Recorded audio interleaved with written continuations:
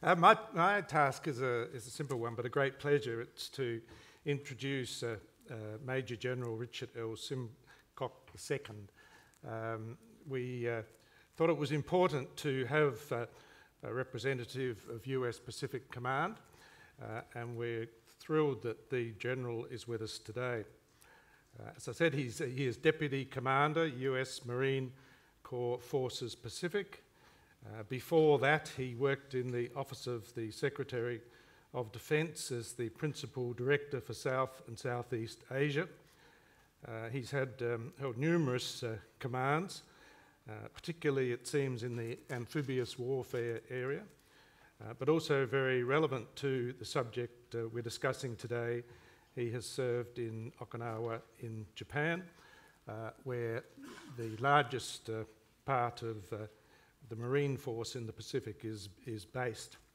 The subject we gave Hawaii was the role of US military power in the Asia Pacific in the current unsettled environment. What's the US expect of Australia under the alliance? Not an easy subject, so what did they do? They sent a Marine. General, welcome.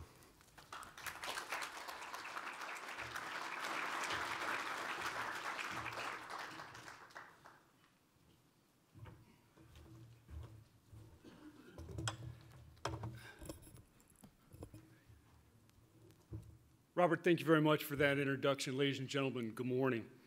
I want to first thank United States Studies Center, University of Sydney, for hosting this conference here today.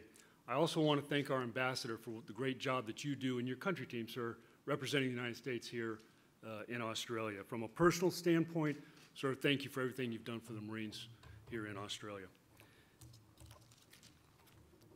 On behalf of Admiral Samuel Locklear, Commander of the Pacific Command, thank you for inviting me to speak here today. Admiral Locklear, as most of you know, is a frequent visitor to Australia and regrets that he's unable to appear here for this important event. Last night, the ambassador hosted at his residence a reception, and I had an opportunity to speak to many of the people that are here today. I was asked one question repeatedly.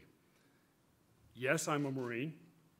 Yes, this is Australia, but no, I did not come here from Darwin. Let me tell you a little bit about myself, and I think it'll help you with the remarks I'm about to make to you. I've been in the Marine Corps a little bit more than 31 years. The first 18 years of that time, as Robert stated, was Asia Pacific. I did unit deployment programs throughout my career, or the first 18 years. I got on Navy ships and did Westpacks throughout the region, and I was also stationed in Okinawa. But a lot of my comrades, after September 11th, a lot of our time was taken up with OIF, Operation Iraqi Freedom, OEF, Operation Enduring Freedom.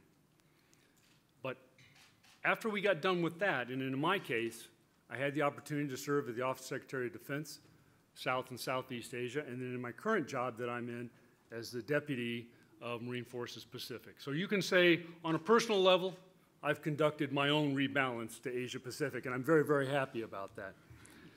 America's commitment to the Indo-Asia Pacific region is very strong, and it is enduring. We are no strangers to this part of the world. The United States is a Pacific nation. Whereas in previous centuries, oceans separated nations and people, here in the 21st century, the Pacific Ocean connects America to Asia and Oceania.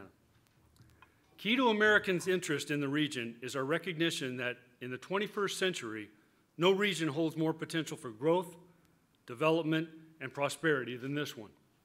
This recognition is the basis for the rebalance to the Pacific. The rebalance is not a goal, a promise, or a vision. It is, in fact, reality. But as you've heard this morning already, the rebalance is more than just military. In fact, it's primarily diplomatic and economic. On the diplomatic front, last year President Obama launched comprehensive partnerships with Vietnam and Malaysia, held a summit with Chinese President Xi, and last month visited Malaysia and 3 of our 5 region treaty allies, Japan, South Korea, and the Philippines.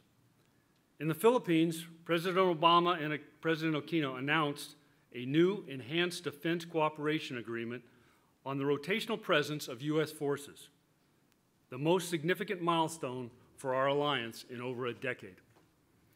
On the economic front, the U.S. is also making progress in negotiating the Trans-Pacific Partnership Trade Agreement. Our State Department is increasing foreign assistance funding to the Asia-Pacific region and expanding assistance for maritime capacity building in Southeast Asia. Diplomatic, economic, and development initiatives are central to the rebalance and our commitment to help build and ensure a stable and prosperous region. But prosperity is tied to security, and the U.S. military will continue to play a critical role in the rebalance. America's treaty alliances remain the backbone of our connection and presence in the Asia-Pacific region. Nations formally negotiate alliances, but alliances in reality arise when people from those nations share a significantly large enough set of common interests that overcome the differences between people. It is true for all the United States alliances in Asia, but especially true with Australia. We may not agree on everything, but we agree on enough of what is important that it's worth our while to work together in these areas of common interest. A few examples on a very large scale. Advances in human rights, freedom, democracy, technology, and education are all yielding better lives and futures for all people. And more nations are stepping forward to contribute to regional security. However, the region is also confronting serious challenges. We see ongoing territorial and maritime disputes in the South and East China Seas, North Korea's provocative behavior and its nuclear weapons and missile programs, the long-term challenge of climate change and natural disasters, and the destructive and destabilizing power of cyber attacks. Continued progress throughout the Indo-Asia Pacific is achievable, but it's not guaranteed. The security and prosperity we have enjoyed for decades cannot be assured unless all nations have the wisdom, the vision, and the will to work together. Last month, at the Shangri-La Dialogue in Singapore, U.S. Defense Secretary Hagel highlighted 4 security priorities that the United States, as a Pacific power, is advancing in partnership with friends and allies throughout the region. This is what the United States both brings to and wants from our 21st century alliances. First, encouraging the peaceful resolution of disputes, upholding principles including the freedom of navigation, and standing firm against coercion, intimidation, and aggression. Second, building a comprehensive regional architecture based on international rules and norms. Third, enhancing the capabilities of our allies and partners to provide security for themselves and the region. And fourth, strengthening our own regional defense capabilities. The United States will support efforts by any nation to lower tensions and peacefully resolve disputes in accordance with international law. The United States acknowledges and appreciates Australia's leading role in these areas throughout the region. For the U.S. and Australia, as well as Japan, South Korea, and the Philippines, the choices are clear, but the stakes are very high. These stakes are not solely about the sovereignty of rocky shoals and island reefs, or even the natural resources nearby. They are about sustaining our global economy's rules-based order, which has enabled the people of this region to strengthen their security, allowing for progress and prosperity. This is the order the United States, working with our partners and allies, such as Australia, has written since the end of World War II. We will continue to support these principles here, as well as around the world. This rule-based order requires a strong, cooperative regional security architecture. The Asia-Pacific shifting security landscape makes America partners and alliances indispensable as anchors for regional security. As we work to build a cooperative regional architecture, we are also modernizing our alliances, helping allies and partners develop new and advanced capabilities, and encouraging them to work more closely together. I'd like to take a few minutes to discuss the role of the U.S. military in the region as a small part of the larger rebalance to the Pacific. For the military, our partnerships are a bit simpler than negotiating a grand alliance between nations. Military partnerships start with both partners asking three basic questions. First, what can we learn from each other? Second, what can we do better together? And lastly, how can we help? In answering these three questions, we, Australia and America, have strengthened our partnership and alliance in simple, practical terms. 3 years ago, the United States had few forces training in Australia with the Australian military. Today, as you've heard, we have approximately 1,100 Marines rotationally deployed in Darwin, training alongside Australian soldiers. This is very important to the United States because our Marines get to train with a high-end ally, conducting types of training that we cannot readily achieve west of California. These Marines, alongside Australian troops, will continue to conduct training and exercises, and when appropriate, do so outside of Australia and throughout the region. Modernizing our alliances for the 21st century also means strengthening the military ties between America's allies, enhancing their joint capabilities, such as amphibious capabilities, and encouraging them to become security providers themselves. The United States Navy and Marine Corps are working with the Australian Navy and Army to develop and improve Australia's amphibious capabilities, and we are including others in this training when we can. The U.S. and Australia both recently completed exercise Songyang in South Korea. Songyang was the largest amphibious exercise in the Western Pacific in many years. Likewise, next month in Hawaii, we are holding a trilateral meeting between U.S., Australian, and Japanese military leaders. Through our partnership, we are helping, learning from each other, and doing things better together.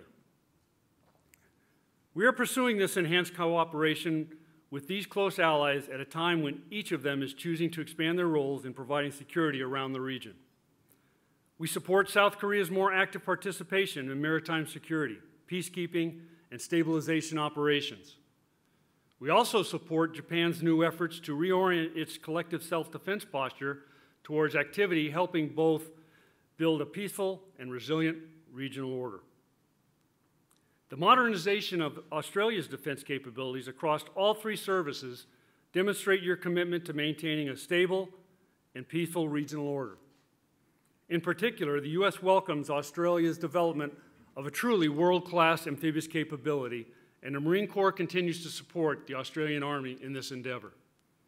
Once mature, the Australian capability will make a welcome contribution to the region's ability to respond to natural disasters as well as to support the existing regional security architecture. The U.S. also welcomes the recently announced decisions by the government of Australia to procure Boeing P-8s, Triton UAVs, and most significantly, additional Joint Strike Fighters. Coupled with the Navy's development of the Hobart-class air warfare destroyers and Army's reorganization, the Australian Defence Force modernization efforts will ensure that it continues to have a constructive and leading influence in the region, as well as being a valuable alliance partner. Today, America has more peacetime military engagements in the Pacific region than ever before. The United States also remains committed to building the capacity of allies and partners in the region through exercises and engagements. Next month, the United States will again host Rim of the Pacific exercise, the world's largest maritime exercise that will include, for the first time, the People's Republic of China's participation and India, an emerging regional power with many common interests and values as the U.S. and Australia. This year's RIMPAC will include some 23 nations, 49 surface ships, 6 submarines, more than 200 aircraft, and 25,000 personnel. In addition to RIMPAC, the U.S. Marine Corps is involved in this year 84 major exercises and activities in the Asia-Pacific region. When we add in all the U.S. military services, the number rapidly jumps into the hundreds. And by 2016, as part of the rebalance, the United States is planning to increase foreign military financing by 35% and military education and training by 40% across the region. Clearly, the United States is putting its money where its mouth is. Finally, To ensure that the rebalance is fully implemented, both President Obama and Secretary Hagel remain committed to ensuring that any reductions in U.S. defense spending do not come at the expense of America's commitments in the Indo-Asia-Pacific region. Here and around the world, a peaceful, prosperous, and durable order will not sustain itself. As Pacific nations, we support the peaceful resolution of disputes and oppose intimidation and coercion no matter where they are. We must build a cooperative regional security architecture that builds trust and confidence.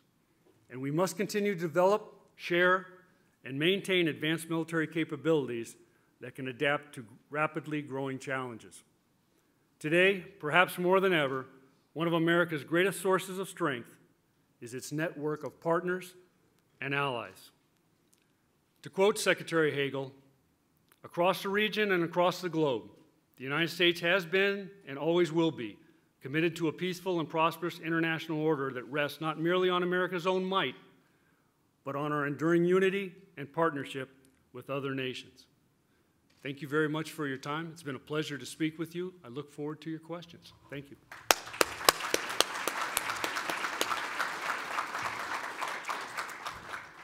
Well, thank you very much, General. Questions?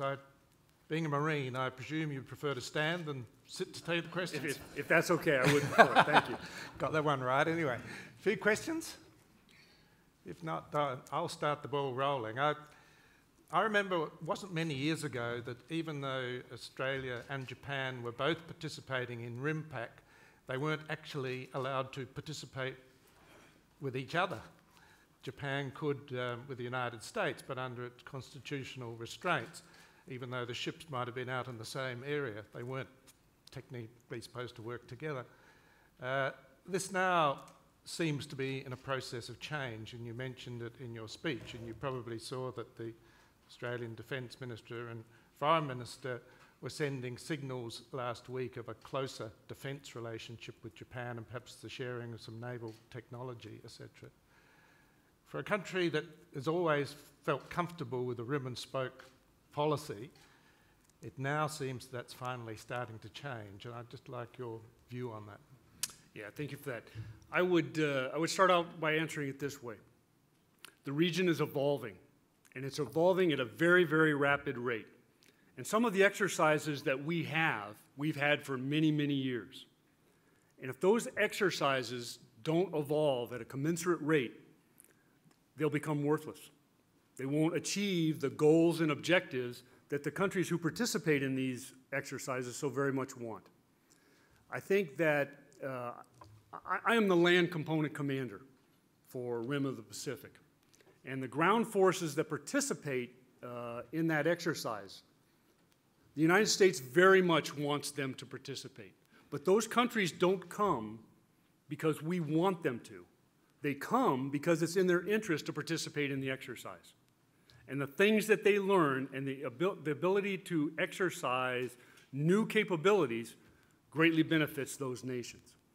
So what used to be simply a bilateral exercise designed for focusing on naval securing of the sea lines of communication has evolved into a multilateral exercise, not just focusing on the naval aspect, but in addressing other areas of a maritime environment, which leads to my forte in the Marine Corps and doing amphibious operations, a capability that many countries throughout the region greatly want to develop.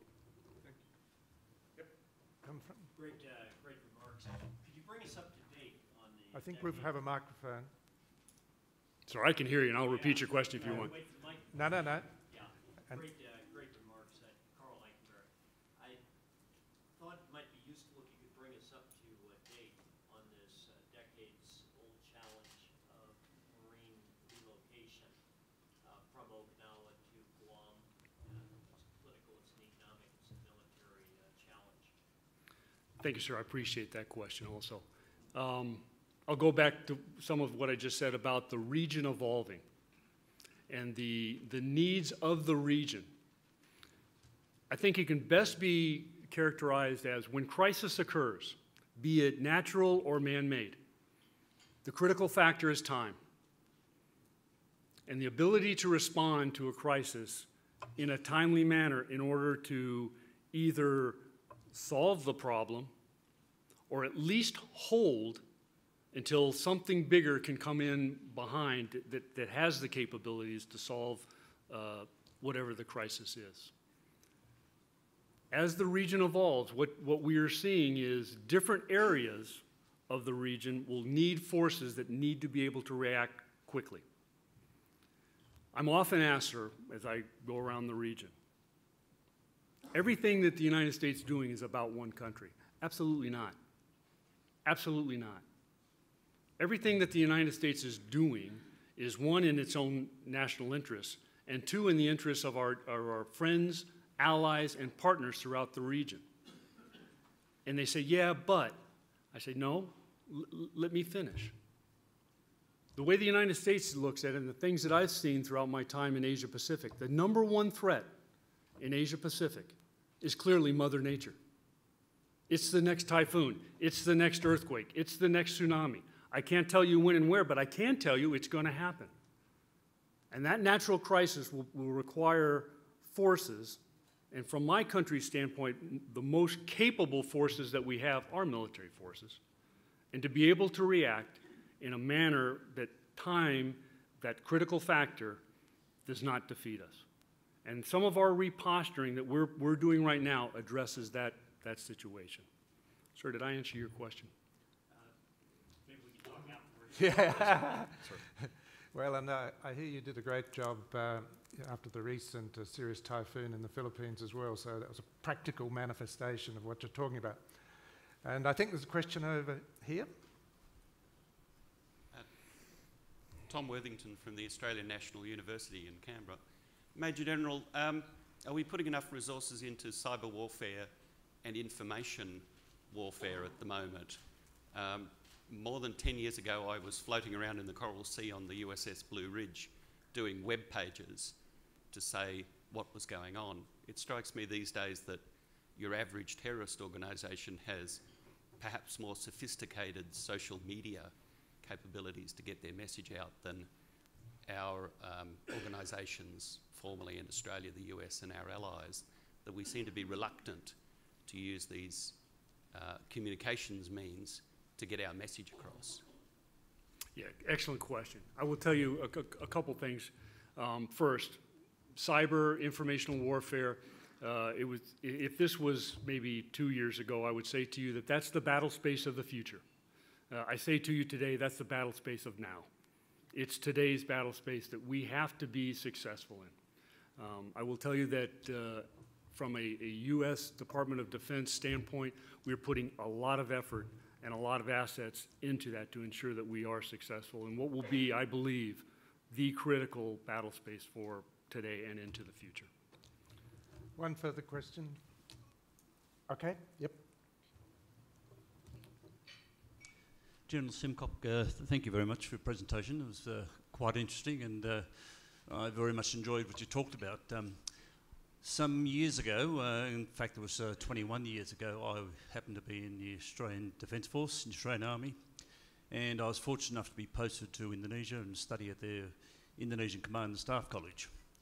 One of the major assignments we had during that time was what the vacuum of the US leaving the Pacific actually meant at that time.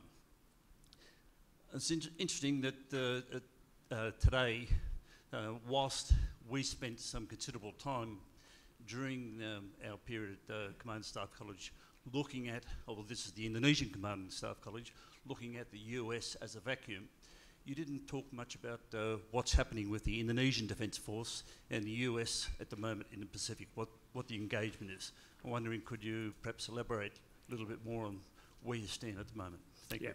Absolutely. And obviously my comments were directed US, Australia, but by no means did I mean to leave out the many things that we're doing throughout the region. One of the reasons when I say that I'm not from Darwin, a Marine in Australia, not from Darwin, I haven't had the opportunity to go up to Darwin because I'm so engaged in so many other places throughout the region. to include Indonesia. And I also talked about the #1 threat in the region, Mother Nature. And if you roll the clock back 10 years, the relationship between the United States and Indonesia was almost non-existent. And because of our ability to respond to a natural crisis, it opened the doors for engagement between our two countries. We do many exercises and engagements with Indonesia to include, because Indonesia has a Marine Corps, it's an easy open door for us to engage with. Many countries in the region, to include Indonesia, are very much interested in what I call the force of choice. And the force of choice is not the Marine Corps. The force of choice is an amphibious capability. Because the nations around the region sees the usefulness of amphibious forces. They see the flexibility that those forces provide across the range of military operations, to include engagements like exercises, but also moving up the spectrum in humanitarian assistance, disaster relief, and also towards regional combat, if required. So we are engaged very much with Indonesia, but it's just one of many countries throughout the region that the United States is in fact engaged with. Thank you. I think we'll have to move on, but can I thank the General on your behalf? I'm pleased that you noticed, General, that we are building up our amphibious capability. You know, we recognise and thank the US and its military forces for what you've done in the Asia-Pacific region. Every country has benefited, every country, including the one you mentioned on the side, from the peace and stability that the US has guaranteed in the region. With our new and expanding capabilities, we want to be even better and stronger partners with you in the future. Thank you very much for your service and being prepared to come from Hawaii to address us this morning. We wish you well. Thank you. All the best.